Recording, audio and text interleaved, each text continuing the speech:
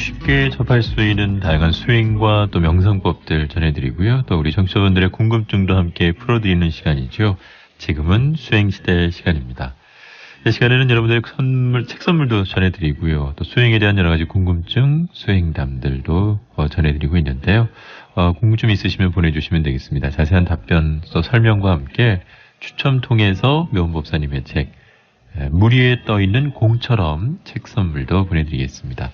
단문은 50원이고요. 장문은 100원의 정보 이용료 부과되는 샵 2842 우물정자 누르시고 2842번으로 휴대폰 문자메시지 보내주시면 되겠습니다.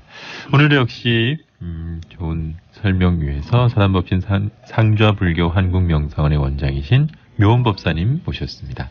안녕하십니까 법사님. 네, 안녕하세요.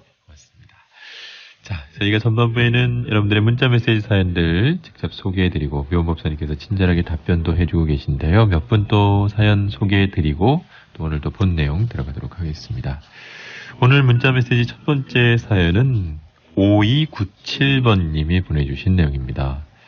묘원법사님, 앉아서 눈을 감고 수행을 하려고 하면 어떤 자세로 앉는 것이 좋을까요? 수행 시에 자세도 상당히 중요한 것 같은데 좀 전해주십시오 라고 해주셨네요. 네, 그 좌선을 할 때 자세에 따라서 수행이 영향을 받거든요. 네. 그래서 자세가 바르지 못하면 통증이 생겨서 수행을 계속하기가 힘들어요. 그래서 자세는 매우 중요합니다. 좌선을 할 때 자세는 온몸의 긴장을 풀고 편안하게 앉아야 합니다. 먼저 방석을 한번 접어서 엉덩이 부분을 조금 높이면 좋습니다. 그런데 2번이나 3번 접어서 너무 높이면은 허리에 무리가 가서 좋지 않습니다. 네. 그리고 두 다리는 포개지 않고 안팎으로 가지런히 놓는 게 좋습니다. 이것을 평좌라고 하거든요. 네. 그러나 수행이 경험이 있어서 반과부자나 결과부자를 해도 무리가 없다면 그렇게 해도 좋습니다. 그런데 이렇게 해서 다리가 저릴 때는 풀고 가지런히 놓도록 하십시오. 손은 무릎 위에 그냥 편안하게 놓으십시오. 특히 엄지손가락을 이렇게 맞닿았을 경우에는 굉장히 힘이 들어갑니다. 그럼 어깨가 아파요. 오히려. 힘을 빼고 네. 그냥 손을 놓거나 포개어도 괜찮습니다. 허리는 너무 곧게 힘을 주어서 세우지 말고 그냥 바르게 펴십시오. 너무 지나치게 곧게 펴려고 그러면 경직돼가지고 집중이 되질 않아요. 네. 그러니까 허리가 반듯한 것이 좋은 줄 알아서 너무 허리를 곧곧하게 펴라고 그러면 긴장하잖아요. 그럼 부드러움이 없어서 집중이 되지 않습니다. 그리고 턱은 약간 아래로 당기십시오. 턱을 위로 이렇게 치켜들면 뒷목과 어깨가 경직되어서 통증이 생겨요.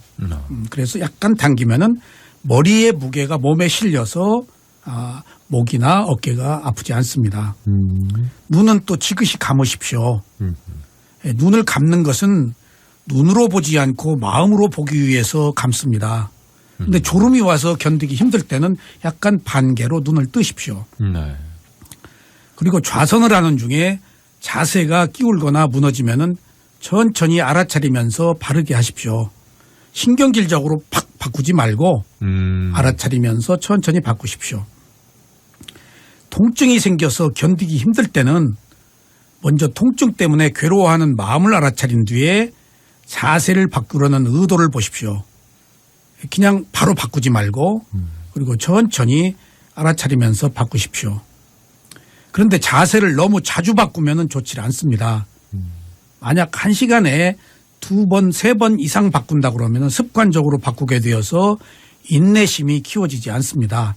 견딜 수 있을 만큼은 견디고 네. 아주 못 견딜 경우에는 자세를 바꾸십시오. 너무 자세를 바꾸면은 몸이 만들어지지 않아요. 그런데 약간의 통증은 인내하면서 견디는 게 좋습니다. 네. 왜냐하면 통증이 있을 때는 졸리지가 않거든요. 그리고 망상도 들어오질 않아요. 그리고 통증은 무상을 보기에 매우 좋은 대상이에요. 그래서 통증이 생길 때는 싫어하지 마시고 인내하면서 동반자로 알아차리고 함께 가십시오. 네. 자, 매주 금요일 이 시간 상자불교 한국명성원의 묘원법사님 모시고 지금은 수행시대 시간으로 꾸며드리고 있습니다. 전반부에는 저희가 여러분들의 문자 메시지 사연들 소개해드리고 묘원법사님의 친절한 답변도 전해드리고 있는데요. 3567번님이 보내주신 사연입니다. 이번에는 관세음보살에서 관이 볼관자인데 이 관세음보살을 염하는 것은 어떤지요? 이번 추석에 묘법사님께서 말씀하신 대로 수행을 하려고 했는데 제가 아직은 좀 부족하나 봅니다. 그때 관세음보살을 염도하니 그 상황이 잘 지나가는 것을 알아차릴 수 있었는데요. 이런 것도 일종의 알아차림이라고 할 수 있는지요? 라고 해주셨습니다. 네, 알아차림입니다. 염두한다는 것이 마음속으로 외우는 거거든요. 소리 내어서 독송하는 게 아니고. 네. 근데 볼관자라고 그래서 꼭 관세음보살을 떠올려서 표상을 보아야 되는 것은 아닙니다. 뭐 그럴 수도 있습니다만은 어쨌거나 관세음보살을 염두하는 것은 염불수행이거든요. 네. 염불수행은 선정수행으로 대상에게 강력하게 붙는 근본 집중을 하기 때문에 수행 효과를 쉽게 느낄 수가 있어요. 집중이 되기 때문에. 네. 이때도 하나로 마음을 하나로 모아서 집중을 해야지 그렇지 않으면 대상을 정확하게 겨냥하기가 힘듭니다. 염불수행은 마음을 모아서 정확하게 대상에 겨냥해서 하나가 된 뒤에 그다음에 이런 겨냥을 지속해야 합니다. 겨냥하는 것으로 그치면 안 돼요. 겨냥하고 지속하고 그래서 근본 집중을 해야 됩니다. 이것이 사마타 수행으로 선정을 닦는 수행이거든요. 네. 이렇게 겨냥하고 지속하면은 선정 수행의 제1선정에 이르게 돼요. 이런 1선정을 바탕으로 2선정의 상태로 갑니다. 그래서 기본적으로 먼저 1선정을 정확히 유지하십시오. 네. 수행은 대상과 하나가 되어서 알아차리는 사마타 수행과 대상을 분리해서 알아차리는 위파사나 수행이 있습니다. 이 두 가지 수행이 모두 알아차림이 있어야 합니다. 그러니까 사마타도 알아차림이 필요하고 위파사나도 알아차림이 필요합니다. 네. 근데 똑같은 알아차림인데 집중에 따라서 사마타와 위파사나가 구별됩니다. 사마타 수행은 고요함이 목표고 위파사나 수행은 지혜가 목표거든요. 그래서 처음에는 염불 수행으로 알아차리는 힘을 키우십시오. 그런 뒤에 힘이 커지면은 이제 몸과 마음의 느낌을 보는 위파사나 수행으로 바꾸시면 또 지혜를 얻으실 수 있어요. 그러니까 예를 들어서 관세음보살을 염두하는 것에 몰입하면은 사마타지만은 관세음보살을 염두하는 소리나 그 내용을 파악하면 바로 위파사나로 바뀌어요. 같은 대상을 염두하더라도 네. 그러니까 크게 어려운 생경하거나 어려운 것은 아닙니다. 그래서 이런 수행을 방법을 바꾸기 위해서는 경험이 있는 지도자의 그 지도를 받는 것이 좋습니다. 네. 그리고 사마타 수행과 위파사나 수행을 합친 것을 지관법이라고 그러거든요. 네. 그래서 처음에는 선정의 고요함을 얻기 위해서 사마타를 하고 뒤에는 대상을 있는 그대로 보아서 지혜를 얻어가지고 열반에 이를 수가 있습니다. 우리는 지금까지 열반이 특별한 뛰어난 고승들이나 얻는 것처럼 생각했는데 관법 수행이 열반을 얻는 수행이거든요. 그래서 이제는 관법 수행이 알려져 있기 때문에 이런 조건만 성숙되면 누구나 쉽게 열반에 이를 수가 있습니다. 그래서 요즘에는 바야흐로 수행의 시대가 도래했다고 볼 수가 있습니다.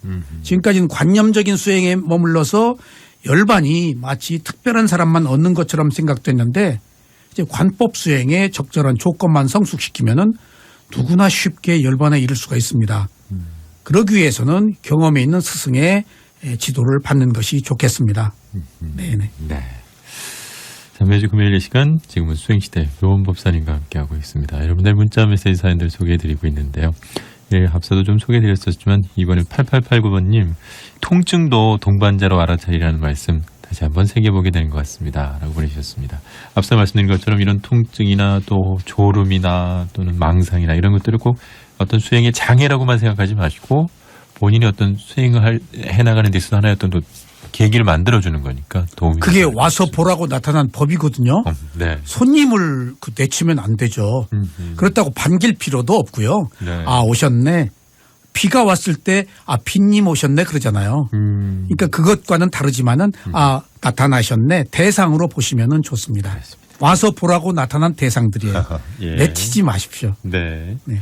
자, 문자 메시지 사연 하나만 더 소개해드리고요. 또 본 내용 들어가도록 하겠습니다. 6577번님이 보내주신 내용인데요. 묘원법사님, 저는 50대 중반의 주부입니다. 갱년기를 겪으면서 우울증이 찾아와 마음고생이 많았는데요.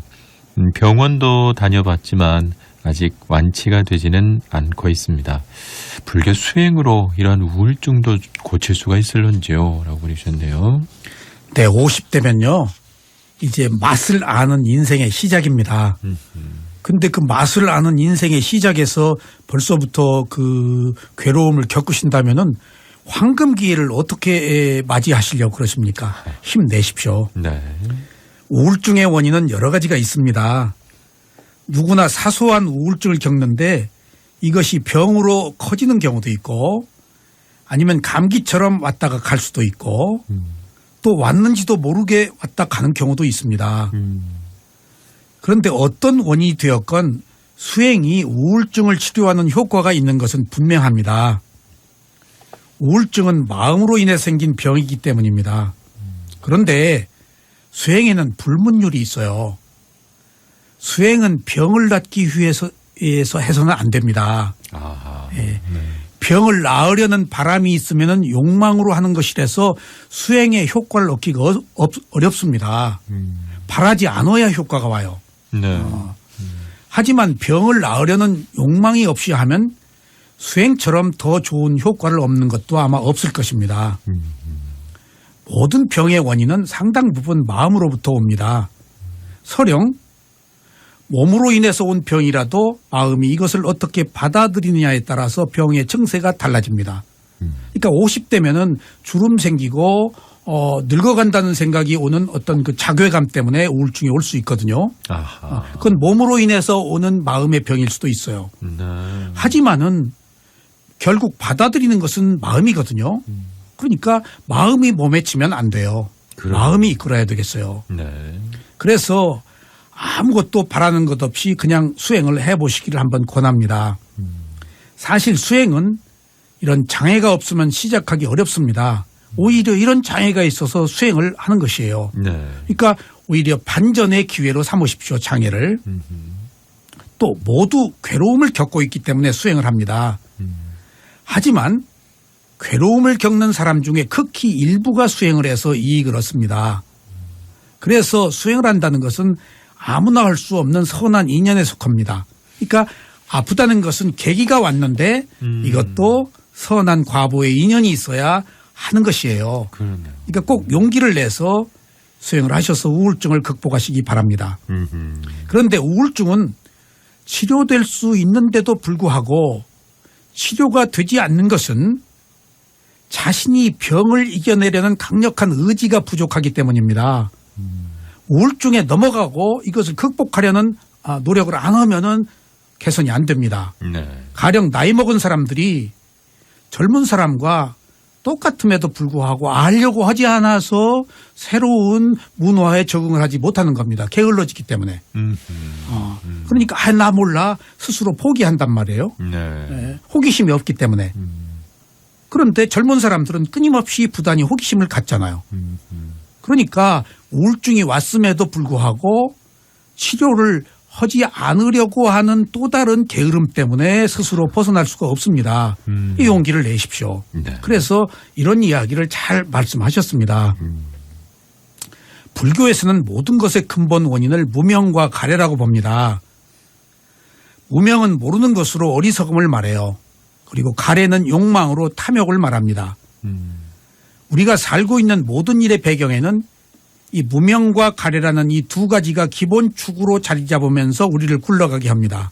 그러니까 우리가 사는 게 아니고 무명과 가래가 우리를 굴러가게 하는 거예요. 이걸 과보심, 축적된 성향이라고 그래요. 그래서 어떻게 하면 무명과 가래로부터 벗어나느냐 하는 것이 바로 괴로움에서 벗어나는 거거든요. 무명의 반대는 지혜고 가래의 반대는 관용입니다. 무명과 가래가 있어서 괴로움이 있다면은 지혜와 관용이 있으면 괴로움이 없습니다. 그래서 누구에게나 지혜와 관용을 얻는 것이 제일 중요합니다. 지혜와 관용을 얻기 위해서 지혜를 얻는 수행을 해보실 것을 권합니다. 먼저 사마타 수행을 하시고 괴로움을 한번 억누르십시오. 기도, 염불 다 좋습니다. 그런데 하지만 이것이 일시적입니다. 그래서 이런 것으로 힘을 키운 뒤에 위파사나 수행의 통찰 지혜로 근본적으로 무명과 가래를 해소할 수 있는 지혜를 얻으십시오. 그러면은 근본 치유가 됩니다. 어리석음의 배경에는 항상 내가 있다는 생각이 자리를 잡고 있어요.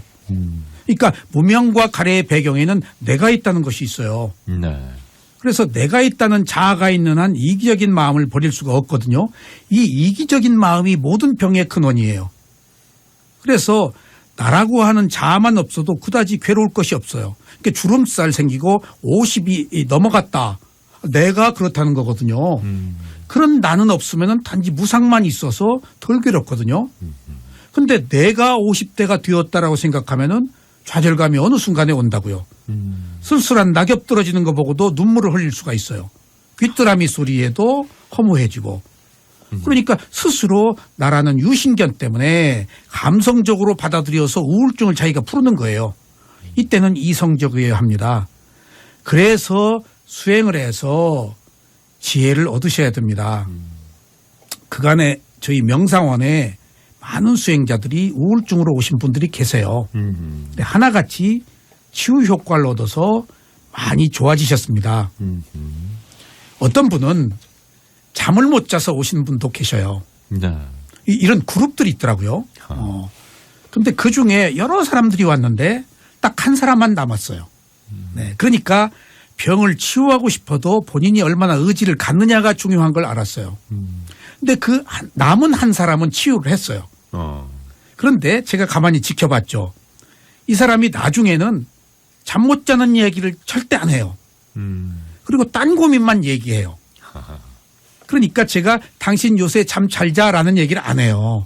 왜냐하면 끄집어내는 거니까. 지나간 것은 회자하면 안 되거든요. 네. 그래서 우리들에게 중요한 것은 하나의 괴로움이 있다가 사라지면은 완전히 해방될 것 같아도 또 다른 괴로움이 찾아와요. 네. 그러니까 괴로움 없기를 바라지 마세요.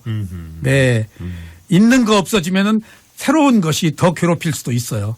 그러니까 괴로움은 항상 함께 있는 것이라고 생각하고 언제든지 알아차리십시오. 네. 이것이 행복을 보장하는 가장 확실한 방법입니다. 그렇습니다.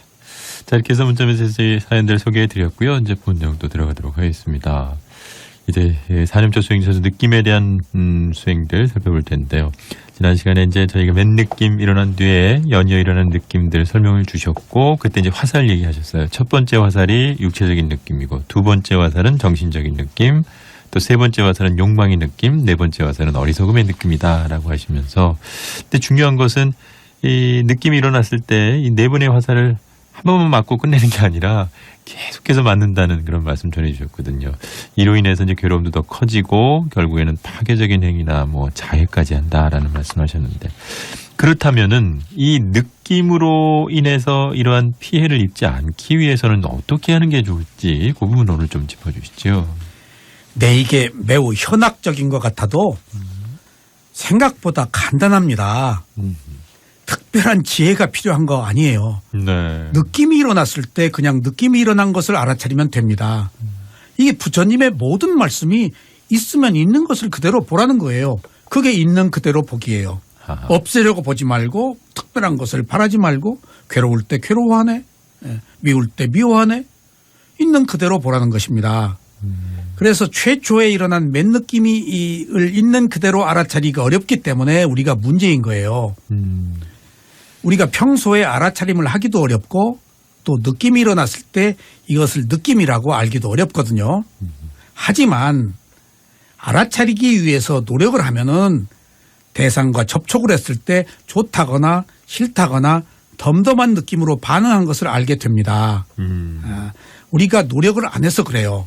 그러니까 이따금씩 지금 내 마음이 뭘 하는가? 지금 내가 어떻게 반응했는가? 라고 한번 자각을 해보세요. 네. 우리는 시간과 장소를 구별하지 않고 아무 때나 좋다거나 싫다는 느낌을 일으킵니다. 이것을 몰라요. 너무나 그러고 살아왔기 때문에 소득도 없이 이때 육체적인 느낌으로 진행된 거예요. 그래서 좋다거나 싫다고 했을 때 지금 좋아하고 있네 라고 알아차리고 지금 또 싫어하고 있네 라고 알아차리고 지금 덤덤하게 느끼고 있네 라고 알아차리면 됩니다. 이렇게 알아차리면 즉시 맨 느낌의 상태로 돌아가서 바로 평온을 유지할 수 있습니다. 그런데 또 육체적 느낌이 일어났을 때 못 알아차렸다. 그러면은 또 다시 정신적 느낌으로 진행되거든요. 그러면 다시 또 지금 더 좋아하고 있네, 또 지금 더 싫어하고 있네, 지금 더 덤덤하게 느끼고 있네 라고 그 상태에서 그 느낌을 또 알아차리면 됩니다. 이렇게 알아차리면 앞선 경우와 마찬가지로 다시 또 즉각 맨 느낌으로 돌아가요. 그러니까 느낌이 얼마나 진행되었는가가 중요하지 않아요. 어느 상황에서 그렇네라고 알아차리면은 순간적으로 좋거나 싫은 느낌이 아닌 맨 느낌으로 돌아갑니다. 또 이렇게 알아차리지 못했다고 해서 욕망의 느낌으로 진행되면은 지금 좋아하는 것을 집착하고 있네, 지금 싫어하고 있는 것을 집착하고 있네, 지금 덤덤한 것을 집착하고 있네, 이렇게 또 알아차리면 됩니다. 그럼 그 순간 또 맨 느낌으로 돌아가서 평온을 유지할 수가 있습니다. 또 이때도 못 알아차렸어요. 그러면 이제 어리석은 느낌으로 진행되었단 말이에요. 네 번째 화살이죠. 네. 그러면 지금 어리석어서 좋아하는 것을 모르고 있네, 지금 어리석어서 싫어하는 것을 모르고 있네, 지금 어리석어서 싫어하고 좋아하고 있는 것을 모르고 있네 라고 하면은 또 맨 느낌으로 돌아갑니다. 여기서 네 가지 경우를 한번 살펴보면요. 어떤 것이나 일어난 상태에서 알아차리는 것 외에는 달리 방법이 없다는 명확한 사실을 우리가 파악할 수 있어요. 여기서 한 번 맞았느냐, 두 번 맞았느냐, 세 번 맞았느냐는 중요하지 않아요. 네. 너무나 많이 맞고 살기 때문에 횟수는 그렇게 중요하지 않아요. 네. 횟수에 상관없이 어느 때 신속하게 알아차렸느냐 하는 것이 중요합니다. 그래서 이 알아차림에는 늦고 빠르고가 없습니다. 언제든지 알아차리는 것으로 결정적인 효과를 얻습니다. 이것이 수행의 이익이고 이 알아차림이 바로 단순의 미학입니다. 그래서 부처님께서는 이렇게 말씀하셨어요. 네. 몸에서는 몸을 알아차려라. 이게 깊은 뜻이 있어요. 몸에서는 몸이 아닌 다른 것을 연상하지 말아라. 오직 몸만 알아차려라. 네. 선입관을 갖지 말고. 그다음에 느낌에서는 느낌을 알아차려라. 또 마음에서는 마음을 알아차려라. 이게 내 마음이다, 네 마음이다, 내 몸이다, 네 몸이다, 내 느낌이다, 네 느낌이다 하지 말고 네. 그다음에 법에 대해서는 법을 알아차려라. 이것이 부처님께서 45년간 일관되게 일어난 것을 있는 그대로 보라는 훌륭한 교훈이십니다. 몸을 몸으로, 느낌을 느낌으로 알아차리는 것 외에 더 다른 현학적인 방법이 없습니다.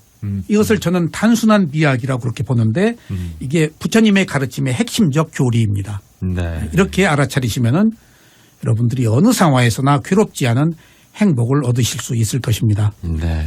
그렇습니다. 자, 이 정말 참다운 수행에게 제시해 주신 분이시죠. 묘원법사님과 함께하는 지금은 수행시대. 오늘도 아쉽지만 벌써 시간이 다 돼서 마무리하고요. 다음 주 금요일 시간을 또 기약을 해야 될 것 같습니다.